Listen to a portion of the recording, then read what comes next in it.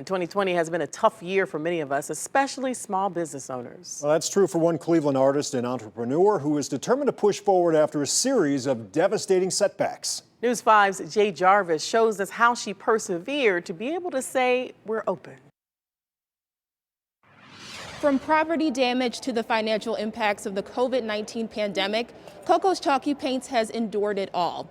But instead of giving up, Coco decided to reinvent herself and her business with her own unique and artistic flair. He's paint pouring. There you go. Art is in Hikia Coco Dixon's DNA. Growing up very poor, we had to be creative. And with my mom, she was so creative. Always putting different additives or different paints inside the paints. Instead of buying furniture, Coco and her 5 siblings would find pieces and fix them up together. So that's how I started, like really, painting the furniture. 3 years ago, she decided to turn her passion into a business, creating her own line of chalky paints and powders. So I have these. Once I had the formula, I thought, okay, I've got these little bottles of paint I can make. All I need is a very small spot.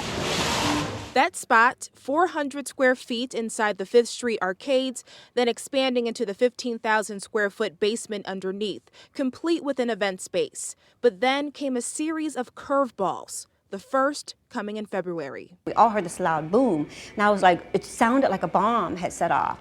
And we went inside, and there was a car that landed 30 feet inside the event space. A major setback Coco says her team was ready to bounce back from. But then came the pandemic, and the shop also suffered some damage during the riots in May. Business is definitely a fraction of what it used to be. But Coco is as optimistic as ever. Always just try to think like out of the box. Coming up with new ways to stay afloat and attract customers, like opening this plant shop in the empty storefront next to hers. It's bringing people inside the space that would never have come inside the space before because they don't realize we're down below.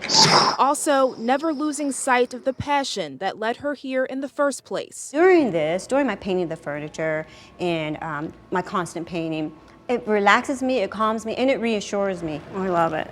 And will hopefully keep her here for years to come. I'm hanging in there because, like I said before, I know that Cleveland's coming back, and I want to be a part of it when it comes back.